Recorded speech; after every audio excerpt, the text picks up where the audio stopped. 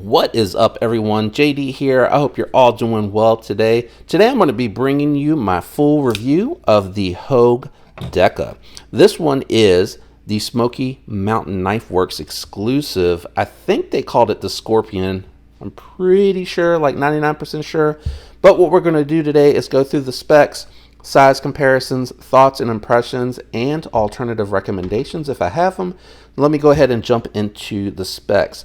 The Hogue Deka has a 3.25 inch Wharncliffe Magnacut blade, 4.25 inch handles. This one has marbled carbon fiber, which I think looks really good. Overall length 7.5 inches. Couldn't find the weight on Smoky Mountain's website, but I'm sure it's a little bit different from the standard weight, so we'll go ahead and weigh that together. Coming in at a very lightweight 2.4 ounces. That is super lightweight.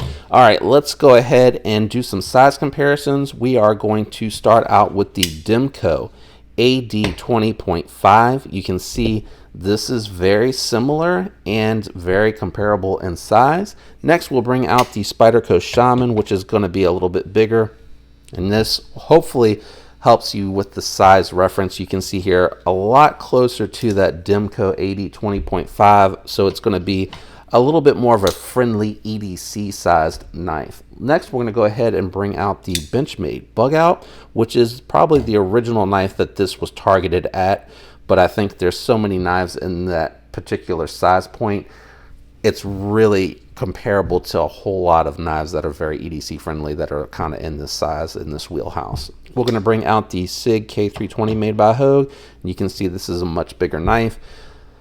Let me go ahead and get these out of the way, and we will bring in the budget knives. First up is going to be the Kubey Royal KU321 sub 3-inch knife, so a little bit smaller, and then we will bring in the Buck 110. And as you can see from a profile perspective, it's a little bit closer in size and girth and height and width and everything to the Kubey Royal. Let's go ahead and do some profile comparisons so you can see how thin or thick this knife is. And we'll start with the Kubey Royal. You can see here a little bit thinner. And we will bring the Demco back out here because I think this is a very comparable knife, and you can see the Demco is actually slightly thinner. Last but not least, we'll go ahead and bring the Bug Out, and you can see here very similar, almost identical to the Bug Out.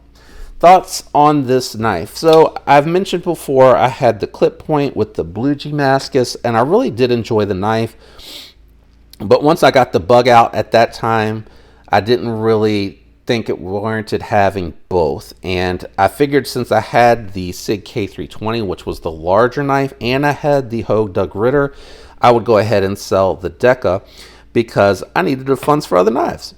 But I really do like this knife a lot, and in actuality this is replacing the Sage 5 as part of my summer carry. I really like the Deka a little bit better than the Sage 5, and that's saying something because I love the Sage 5. I think it's a great knife. This one just happens to be a little bit longer, gives you a little bit more blade length. I also think that the Wharncliffe is a nice work knife, does really great with utility. Nothing really different as far as the ergos. It is just barely a 4-finger grip knife. You see there's not much left over for me when my hand is directly in the finger cutout. You can choke up a little bit to get a little closer for those push cuts. You have a very thin slicey blade. This one here does not have any cutouts because the carbon fiber is very strong and already very light, but I also don't think the G10 had the cutouts either. Minimal hardware on the Gen 2s. I really like to see that. I think they probably could have gotten rid of one more lanyard barrel there. I think they probably could have gotten rid of the one in the middle because this one here is what's sandwiching the plates. So I think you probably could have gotten rid of this one and just left this one here, and I think it would have been okay. Maybe not. You probably could have just had these two and just got rid of this one. Just leave it where it was at, because I think that's going to help give it the rigidity that you want back here at the heel so that there's no flex. Carbon fiber is really not going to flex, and the G10 really isn't either. The black is nice because it really hides the little bit of cutout that it has for the deep carry pocket clip, which works just fine. I have no issues with it whatsoever. when it's in hand, I can tell that it's there, but it doesn't bother me. It goes in and out of the pocket nicely. So I like that they went with this and got rid of the old style, which looked more like a Spyderco clip. I think they probably could have made this a little bit more neutral around the finger guards. You know, after going through so many knives and having the bug out for so long, I think it being a little bit more neutral here and just getting rid of that ramp, I think that would have been nice, because then you would have been able to, you would have had the flexibility to kind of position your hand however it is comfortable for you. You can move around, but I just think it being a little bit more neutral, just bringing this out and just having it flush all the way to the end would have made it ergonomically a lot better. Jimping on the back is nice. With my long hands, I end up going past it, which is really an issue that I have with any knife that's about this size. It's a great EDC size, and it'll get the job done 100%, but it's just a little bit small, and I have that same issue with the bug out. Really no difference there. The Flytanium contoured scales are a little bit nicer, but you know, I have that same issue too. I just barely have space to get all my fingers on there, and you know, it just doesn't look like it really fits well in the hand, even though they are comfortable and it works well. Really thin blade on this. This is nice and slicey. Hogue does a fantastic job with their edges. It reminds me a lot of Spyderco. You see that they have nice even edges on there. It looks really good. There is something a little bit wonky here with this compound grind going on, but I haven't noticed when I actually go to use it that it has any sort of impact. I think it's just where it kind of falls off a little bit there. But as you can see, it is definitely more thin out towards the tip than it is back here, where I guess that's meant to give it strength, but really you lose so much of the cutting pass with the thumb studs there. You have to kind of come in at an angle, and I've noticed when I'm going through cardboard, I end up kind of going through both.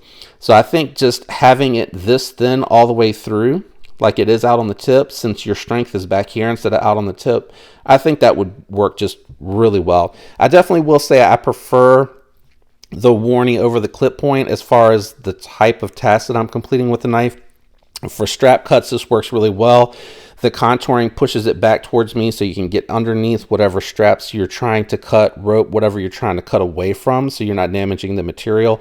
This gets in there and cuts pretty well, especially because you have that little bit of tip, so you can kind of start in the strap and then pull it up, or into the rope and pull it up. So it works really nicely from that.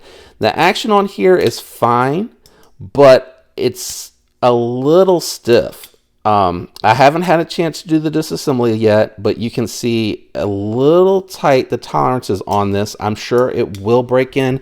I can't remember how long it took for my Deka to break in, but my Deka got to the point where it was really smooth, buttery smooth. Now it could just be that this needs to be cleaned and oiled a little bit, and I will do a disassembly for you guys that are interested in this one, but a little stiff in the pivot. Thumb studs, I have to remember, this one has such sharp thumb studs that I got to remember to put my finger on top.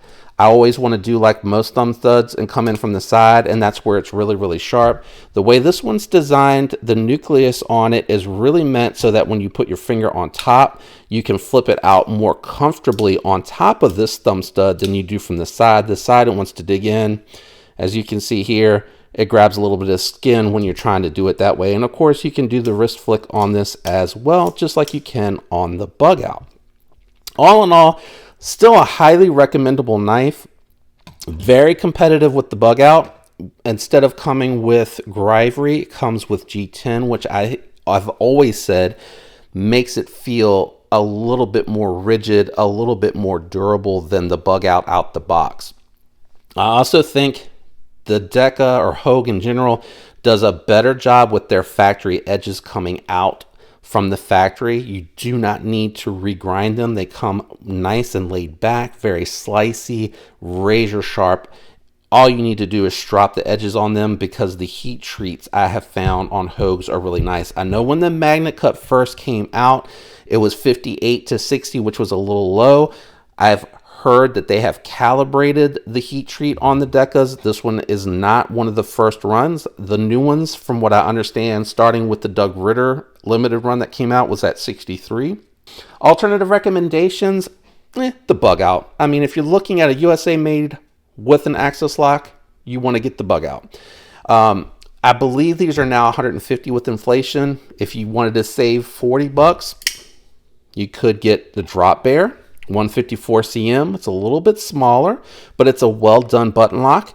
Be forewarned, if you need to have any warranty serviced on your Drop Bear, Kaiser's warranty is very painful to go through. I had an Omega Spring break on that original Deka after 6 months, or maybe it was even 8 months, but I want to say 6 months. And I had the knife back in 2 weeks with the Omega Spring replaced. Now, the aftermarket Omega Springs, which is what I bought for the bug out after theirs broke, I actually like them a little bit better because they're a little bit more stiff. They have a little bit more strength in them. And I'm coming up on almost a year with them installed on the bug out, and it has not broken, knock on wood. So I'm very happy about that. So I think that if anything were to happen to these factory springs, which are a little bit lighter feeling than the ones that are on the bug out currently, but these feel more stiff than the springs that come on the stock bug out. But if anything were to happen to them, I would just throw the aftermarket on there. I wouldn't worry about warranting them out because I feel like the aftermarket ones really hit that sweet spot of strength. Now, if you're on a budget and you really like the thought of the access lock, you could get the Predator. You could get the Slasher, which is made by Best Tech. Those are about $50 to $60. Or if you're on a tight budget and you don't mind D2 steel, I still think the Free Tiger, which is roughly about the same size as the bug out and the Deka, is really an extremely well done, very smooth access style lock or crossbar lock done on bearings. They also did a good job, even though I don't like these particular studs that are on the crossbar lock. The studs that are on the knife are just fine. They're not the best, they're not the worst. And because they gave you so much access to those crossbar studs, they actually work very well. So those are some alternative options depending on your budget. I highly recommend the Deka. Again, it is very, very close and very similar to a bug out, but if you can't get a bug out and a warning. So if you like a warning, that's another great reason to grab the Deka. Again, I'll give the edge to the Hogue as far as the edge itself. There was no pun intended there. I swear. The factory edge on the bug out is fine, but it's not as laid back and it has some tiny imperfections. I still haven't sharpened this one myself. And then you're going to run into a smile a little bit quicker on the bug out. And I have seen that the plunge grinds on those kind of vary wildly, whereas I feel like Hogue does a pretty good job with their plunge grind. It's way far back on the knife and you're not going to get a smile. You'll be able to get 3 or 4, maybe even 5 sharpenings out of that depending on how much angle you need. But if you're stropping as you go, you're not going to run into any issues. All in all, I like it. I'm very happy to see that Hogue is dabbling in Magnacut.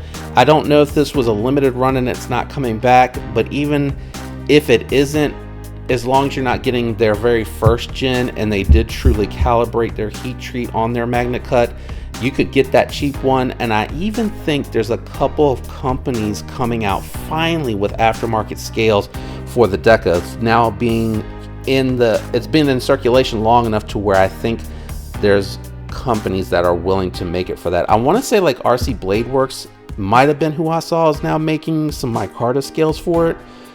Don't quote me on that for certain because I am trying to go from memory, but I know I have seen at least one company making scales for the 2nd gen. If you enjoyed today's video, do me a favor, leave a like. If you're enjoying the content, consider subscribing. If you're already subscribed, make sure that notifications turned on, and thank you for your continued support. Leave a comment down below what you think about this one, or if you have a different variant of the Deka, how long you've had it, and what's your experience with it. I'd love to hear back on that. I hope all of you have a fantastic week. Until next time, peace.